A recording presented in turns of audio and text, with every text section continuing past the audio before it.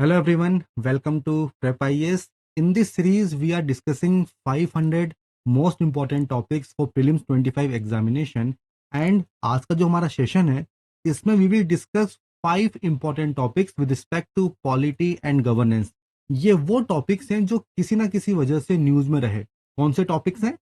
Sentinel on the qui vive, furlough, parole, police custody and judicial custody. देखिए, prisons को लेके UPSC ने questions पूछे हुए हैं, इसीलिए इस तरह की टर्म्स हमारे लिए बहुत इंपॉर्टेंट है. अब जो फर्स्ट टॉपिक है वो है sentinel on the qui view. अब इसका मतलब क्या होता है और किस कॉन्टेक्स्ट में इसको यूज किया जाता है? तो देखो, article number 32, this is right to constitutional remedies. तो अगर किसी के फंडामेंटल राइट्स वायलेट होते हैं तो आप डायरेक्टली सुप्रीम कोर्ट को अप्रोच कर सकते हैं. And this is the constitutional duty of Supreme Court to protect your fundamental rights.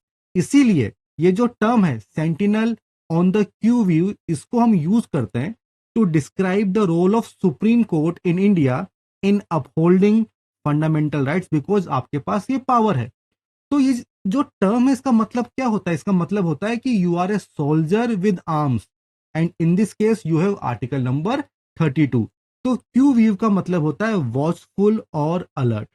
अब ये जो टर्म है इसको सुप्रीम कोर्ट ने रिकॉग्नाइज किया था in state of Madras versus VG Row, ये 1952 का केस है. तो this is the first topic and this is important for our examination. अब topic number 2 and topic number 3, ये क्या है? Furlough and parole. इनका मतलब क्या होता है? देखो, दोनों का कनेक्शन है प्रिजन से, राइट? एंड ये जो दोनों कॉन्सेप्ट हैं इनको इंट्रोड्यूस किया गया था with the view to humanize the prison system, right? इनका मतलब क्या होता है? Short term temporary release from the custody, right?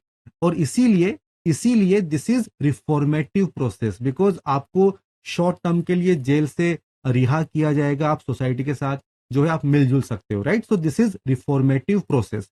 अब ये चीज तो आपको पता ही होगी कि प्रिजन जो है वो स्टेट सब्जेक्ट है, तो रूल्स कौन बनाएगा? It is the state government. And ये दोनों ही जो कॉन्सेप्ट्स हैं they are covered under the Prisons Act of 1894. अब इनमें डिफरेंस क्या होता है ये देख लेते हैं. देखो, जो पेरोल है दिस इज कंडीशनल, राइट? तो this is very important. This is conditional. Usually this is subjected to your behaviour, right? And जब आपको पेरोल मिलता है ना, तो this requires periodic reporting to the authorities. This is very important. ये आपका right नहीं है. मतलब अगर ऑथोरिटीज को लगता है कि यार you are a threat to the society तो आपको पेरोल नहीं मिलेगा. या मान लो कि you are convicted under UAPA तो यू आर नॉट एलिजिबल, ठीक है? अब मान लो कि आपकी फैमिली में किसी की डेथ हो गई है, किसी की वेडिंग है, तो फिर जो पेरोल है वो आपको मिल जाएगा for specific reason. This is again very very important, right? तो ये कंडीशनल होता है, स्पेसिफिक रीजन के लिए होगा. This is not your right. अब जो सेकेंड टर्म है वो क्या है? फरलो. तो फरलो क्या है? This is in case of long term imprisonment and this is treated as remission of sentence. जहां तक पेरोल की बात है, this is suspension of the sentence. तो ये चीज आर्टिकल नंबर 72 ये आपको क्लियर होना चाहिए, ठीक है? तो फरलो में क्या होगा? This is in case of long term imprisonment and this is seen as matter of your right, ठीक है? मतलब यहां पे किसी रीजन की जरूरत नहीं है. This is irrespective of any reason. अब आप काफी लंबे समय से आप जेल में हो, तो सोसाइटी से जो आपकी फैमिली है उससे आप दूर हो, राइट? तो ये जो फरलो है ना, this is to enable the prisoner to retain family and social ties and to counter the ill effect of prolong long time spent in the prison. काफी टाइम से आप जेल में हो, राइट? तो सोसाइटी से आपका कनेक्शन बना रहे. This is फरलो. This is important for this examination, right? तो सेंटिनल ऑन द क्यूवी हमने देखा, फरलो हमने देखा और पेरोल हमने देखा. दूसरे जो कॉन्सेप्ट हैं वो क्या है? Police custody and judicial custody. इस पे ऑलरेडी यूपीएससी ने क्वेश्चन पूछा हुआ है. देखो, जब पुलिस को इंफॉर्मेशन मिलती है कि आपने कोई क्राइम किया है तो पुलिस क्या करेगी? आपको अरेस्ट कर लेगी, ठीक है? And you have article number 22. तो इसमें क्या है कि विद इन 24 आवर्स पुलिस आपको नियरेस्ट मजिस्ट्रेट के पास पेश करेगी. अब जो मजिस्ट्रेट है उसके पास ऑप्शंस क्या होते हैं? या तो आपको बेल मिल जाए, या फिर जो आपकी पुलिस कस्टडी है उसको एक्सटेंड कर दें, या फिर आपको जुडिशियल कस्टडी में डाल दें, राइट। तो ये ऑप्शंस उसके पास होते हैं, ठीक है। तो देखो पुलिस कस्टडी और जुडिशियल कस्टडी, इनमें क्या डिफरेंसेस होते हैं, ये चीज आपको क्लियर होनी चाहिए। तो देखो पुलिस कस्टडी में आप कहां पर रहोगे, lockup of A police station. तो पुलिस स्टेशन में जो लॉकअप होती है वहां पे आपको रहना पड़ेगा, या फिर in the custody of an investigative agency, जो उस केस को देख रही है, राइट, जो उस केस को देख रही है।